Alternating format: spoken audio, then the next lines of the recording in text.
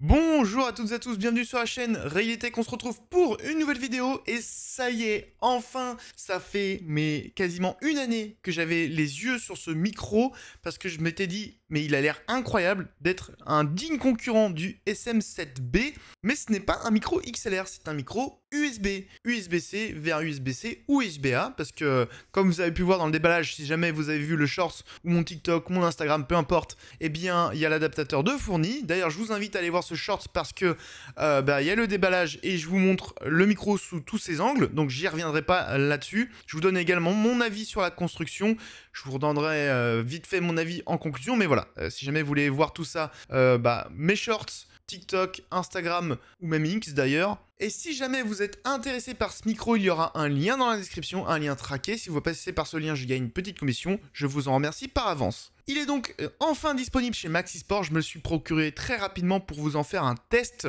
Pour l'instant, aucun Français n'en a parlé, donc peut-être que je vais être le premier, j'espère en tout cas. Ça fait 3 jours que je le teste maintenant, j'ai fait même un live avec. J'ai essayé de toucher un petit peu au niveau du logiciel pour essayer de régler au mieux le son, mais bon, j'ai pas eu quelque chose de satisfaisant pour l'instant. Je pense qu'on peut faire mieux.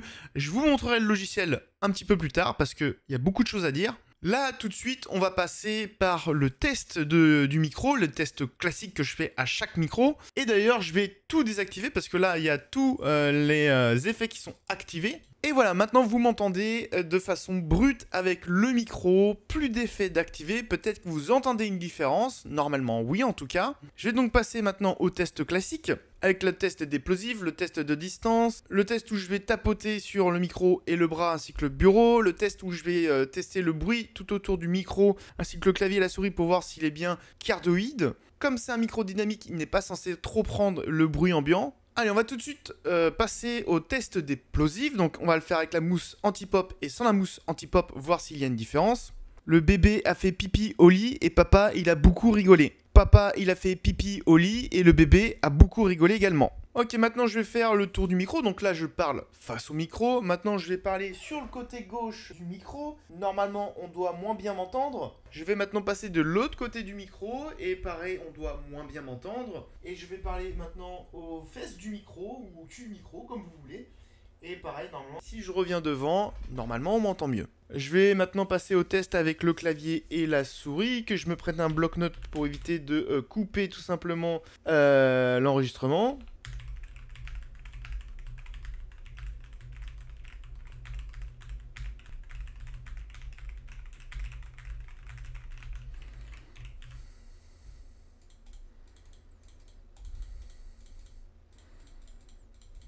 Maintenant, je vais tapoter sur le micro. Donc là, je vais tapoter sur la mousse. Maintenant, sur le corps du micro. Sur le bras, du moins qui rattache le micro. Sur le câble. Sur le bras.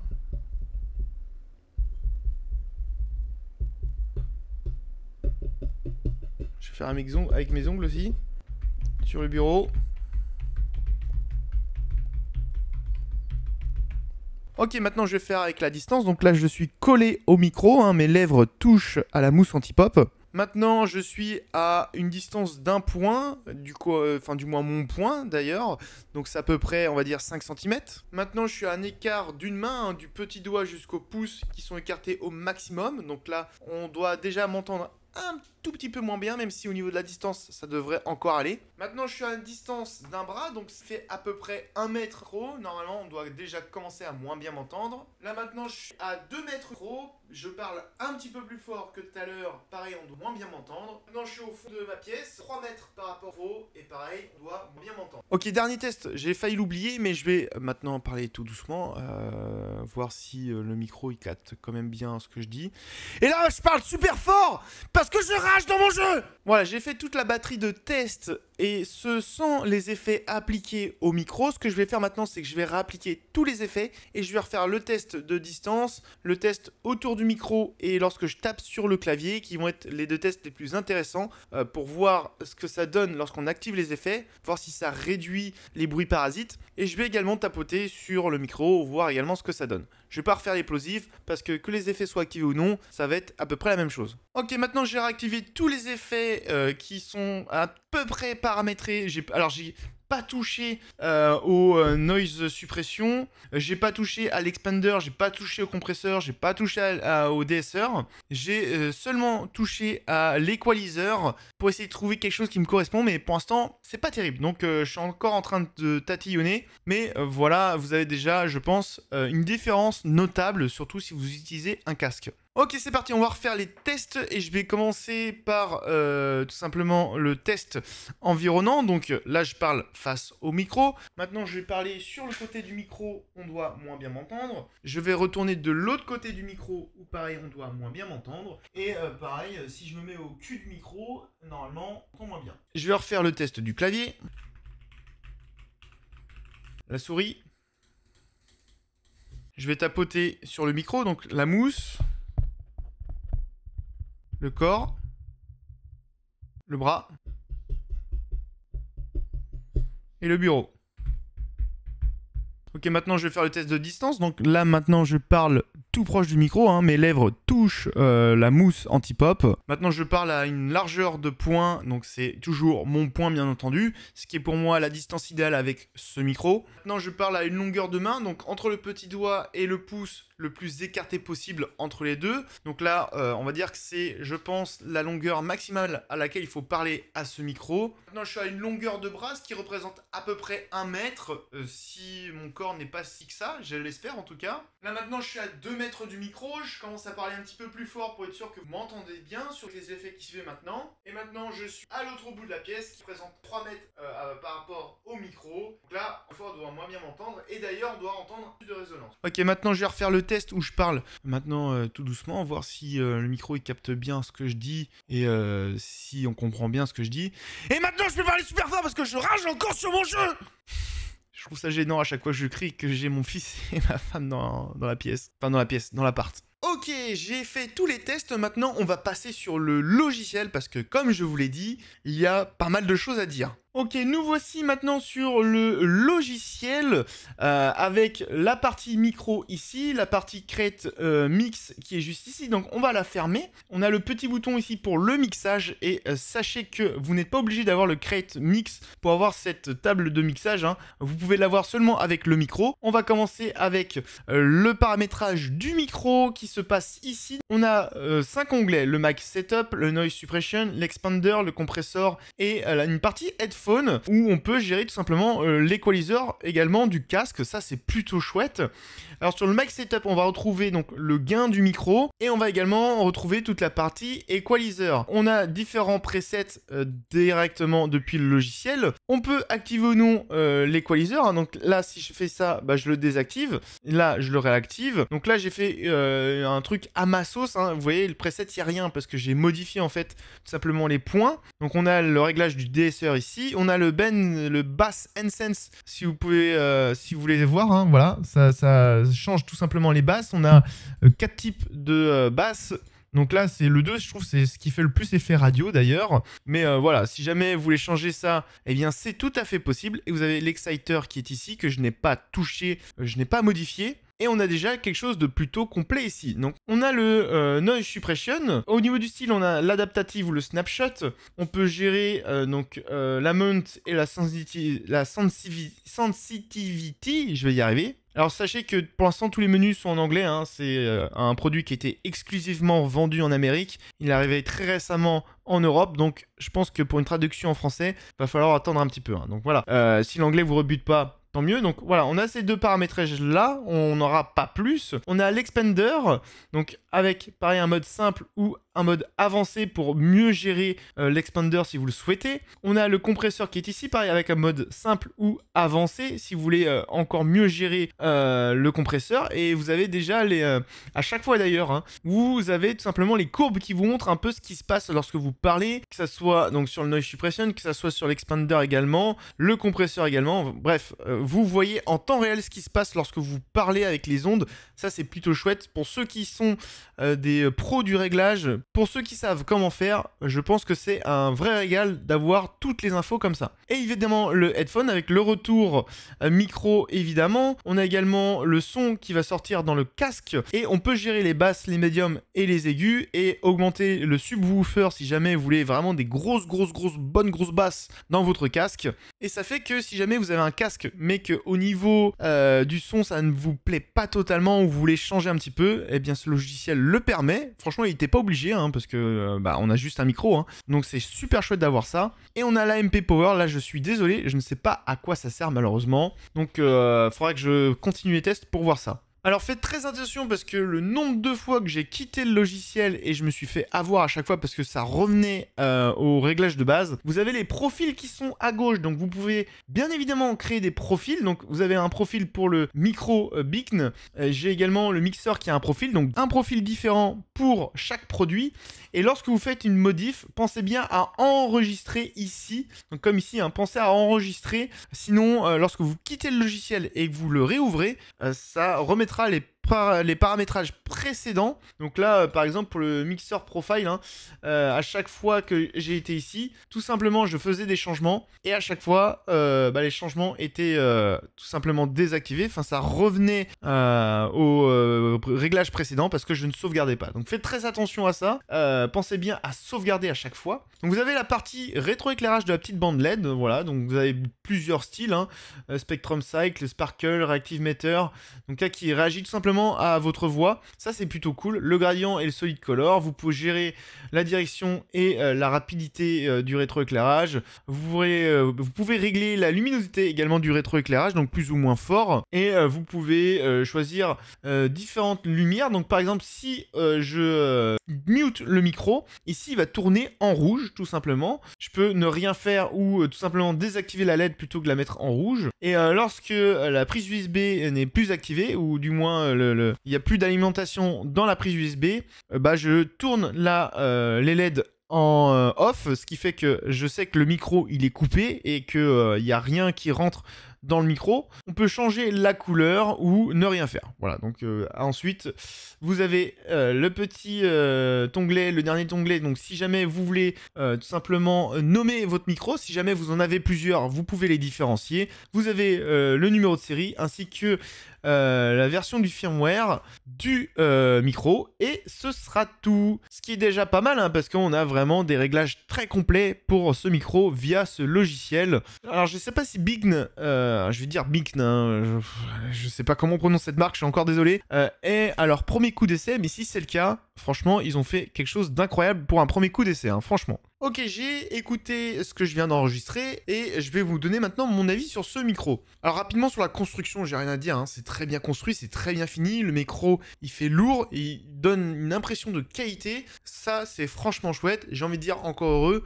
À 300 € le micro, vaut mieux qu'il soit quali. Sachez qu'en tout cas, il est en métal de partout, sauf au niveau des molettes ici et du petit accessoire qu'il y a pour faire passer le câble. Mais sinon, tout le reste, c'est en métal. Donc ça, c'est super chouette. Ça donne un aspect massif, un aspect lourd, un aspect qualitatif au micro. Et ça, j'ai envie de dire, heureusement. Parce que 300 €, voilà quoi. En termes de qualité d'enregistrement, alors sans les effets, déjà je le trouve très bon, il restitue extrêmement bien la voix, il n'y a pas grand chose à dire, j'ai envie de dire encore heureux également pour le prix. Ce qui est très étonnant, c'est que lorsque j'ai crié, il n'a quasiment pas saturé, voire pas saturé. Là pour le coup, j'ai envie de dire chapeau, parce que le nombre de micros, notamment des micros beaucoup moins chers, qui sont aux alentours des 100 € voire moins, lorsque je parle à peine fort et surtout proche des micros, ça sature quasi direct.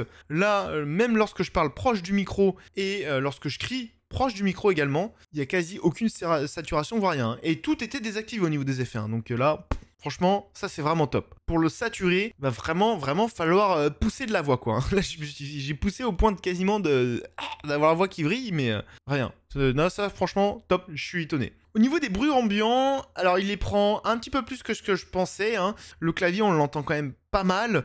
La souris, on l'entend pas mal aussi. Ce qui fait que si vous avez un PC qui souffle extrêmement fort, là, pour le coup, ça va, mon PC souffle pas fort, donc on ne l'entendait pas dans la vidéo. Mais attention à ça, c'est pas, je pense, le meilleur micro dans ce domaine-là. La chose étant, c'est qu'il se rattrape avec le logiciel, mais ça, j'y reviens juste après. Pareil, lorsqu'on tape sur le micro, ça va, ça s'entend pas trop, ça c'est plutôt chouette. Pareil, le câble, ça s'entend pas trop. Les micros bas de gamme, on l'entend beaucoup plus. Lorsqu'on tapote sur le bras ou je vais y arriver, le bureau, pareil, ça s'entend, mais c'est plutôt bien atténué, je trouve, pareil, par rapport à des micros plus bas de gamme. Par contre, lorsque je viens taper avec les ongles sur le bras, bon, évidemment, ça s'entend bien plus. Mais pour le coup, il s'en sort super bien là-dessus, je trouve. Et par rapport au test de distance, bon, au-delà de la longueur, hein, petit doigt pouce, lorsqu'on écarte au maximum avec la main, c'est vraiment pour moi le max du max.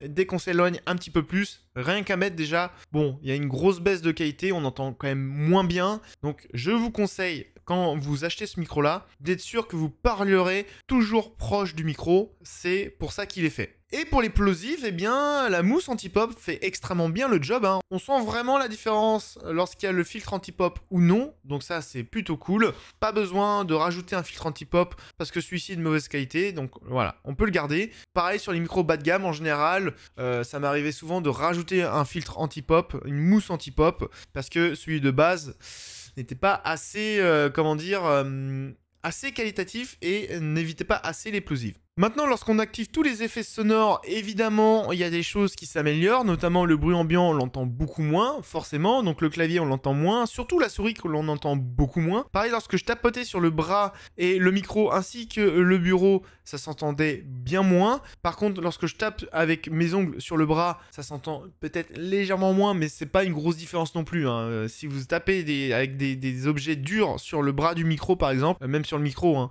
ça risque d'être un petit peu compliqué, donc évitez. Forcément. Pareil, hein, lorsque je parle très proche du micro ou lorsque je crie dans le micro, bah, ça sature toujours pas, voire moins si ça a saturé, même lorsque j'ai parlé sans filtre. Mais bon, déjà que ça saturait quasiment pas avant. Évidemment, avec les options qui sont activées, bon, il n'y a plus rien. Et en termes de qualité d'enregistrement, eh bien là, vous pouvez faire vraiment à votre sauce. Moi, encore une fois, je vous ai dit, les réglages sont pas optimales encore, donc je pense qu'on peut faire beaucoup mieux. Mais là, ça va être à moi vraiment de bien paramétrer tout ça. Ça va prendre plus de temps parce que c'est beaucoup plus complet que la plupart des logiciels que l'on a. Et forcément, vu que je ne suis pas du tout un spécialiste dans le domaine, eh bien ça va me demander beaucoup plus de temps. Donc là, va falloir attendre quelques vidéos, je pense, avant que je trouve le réglage parfait pour ce micro et ma voix. Et forcément vient la question, est-ce que oui ou non, pour le prix, on en a pour son argent? Ah, je suis presque à dire oui.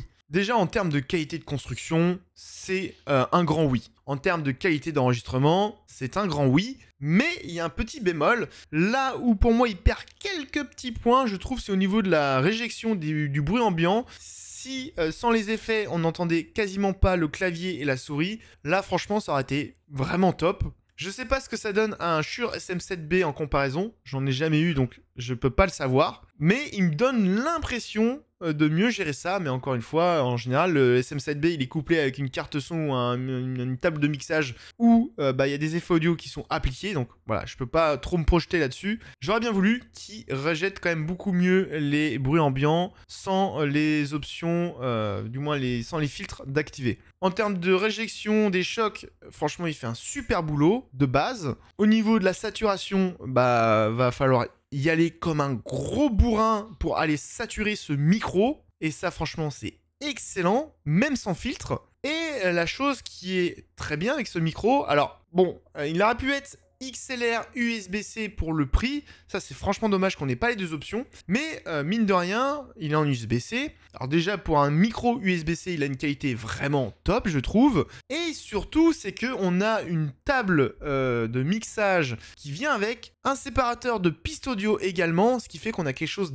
d'extrêmement complet. Là où lorsqu'on paye un Shure SM7B, en général plus de 300 €, il faut qu'on achète à minima une carte son qui est capable d'encaisser en plus le micro, donc une carte son d'excellente qualité. Là, on a tout. On a le micro, on a la carte son, on a même une table de mixage et différentes pistes audio. Voilà, donc là c'est extrêmement complet, sachant que les réglages sont extrêmement complets aussi, comme vous avez pu le voir. On a toutes les ondes qui nous indiquent ce qui se passe en temps réel et pouvoir paramétrer finement par rapport à ce qui se passe au niveau des ondes. Et on a des paramétrages extrêmement complets, hein. Encore une fois, on a le DSR, on a l'exciter, on a la gestion des basses, on a la suppression de bruit, on a l'expander.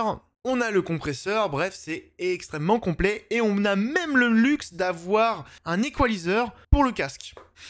Que demander de plus? Donc pour moi, il vaut presque son prix. Allez, je vais tatillon parce que je dirais, allez, si jamais vous l'avez à 10 ou 20 euros moins cher que le prix auquel il est affiché, franchement, ouais, là, il vaut son prix. C'est vraiment un excellent micro, que ce soit pour faire du streaming, du podcast ou des vidéos facecam comme ici. Bah franchement, foncez, hein. Vous avez juste un micro de fou. Et dites-vous bien que si vous achetez ce micro, derrière vous n'avez pas besoin d'acheter une table de mixage, pas besoin d'acheter une carte son, pas besoin d'acheter un petit boîtier pour faire séparateur de pistes audio parce que tout est là, hein. Là, le truc que j'ai, c'est vraiment du plus. Ah si, un autre point négatif que j'aurais bien voulu retrouver ici, qui lors des premiers jours quand j'avais pas le Mixcrate était assez chiant, c'est qu'il n'y a pas de bouton mute-démute. Ça franchement pour le prix ils auraient pu largement le mettre, hein. Là ça c'est une belle erreur je trouve. Je vais regarder, hein, je vais tapoter mais non, hein, j'ai pas vu de bouton mute-démute sur ce micro.